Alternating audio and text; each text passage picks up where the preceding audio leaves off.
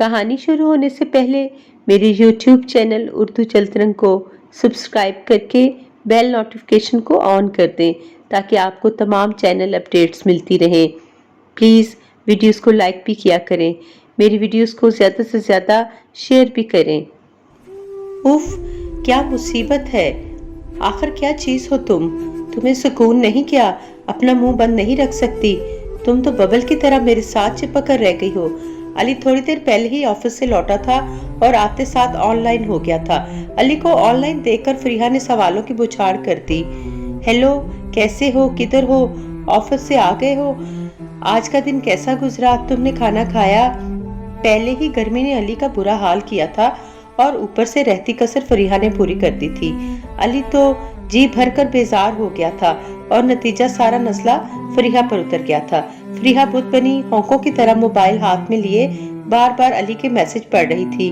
न जाने क्यों उसे यकीन नहीं आ रहा था कि ये सब अली ने कहा है, वो भी फरीहा से। पिछले कुछ अरसे में अली और फरीहा की मुलाकात फेसबुक के तवसत से हुई थी। दोनों में खूब दोस्ती हो गई थी। फरीहा तो अपना दिल हार बैठी थी। अक्सर व बेशतर वो अपने जज्बात का भी इजहार करती थी। इसके बरक्स अली अपने जज्बात दिल में बसाए बस फरीहा के साथ अच्छा वक्त गुजारना पसंद करता था। फरीहा को जब से मालूम हुआ था कि अली ने बहुत मुश्किल बेरौनक सी जिंदगी गुजारी है अपनों के हाथों इस्तेमाल होकर, तब से वो बच्चों की तरह अली का ख्याल करती, उसे हर वक्त खुश रखती। उसके उलट अली सदा का संगदिल इंसान, हमेशा कोई कड़वी कसीली बात करके फरीहा का दिल तोड़ देता और वो बेचारी जले पैर की बिल्ली की मानत कुटती रहती।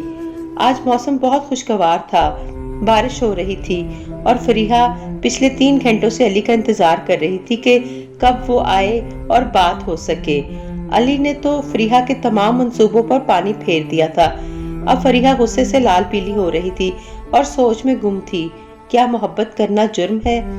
क्या मोहब्बत में इंसान को अपनी जात बिल्कुल फना करनी पड़ती है? क्या मोहब्बत में इंसान यूं ही जलीलो ख्वार होता है? अली को अपनी गलती का एहसास तक न था।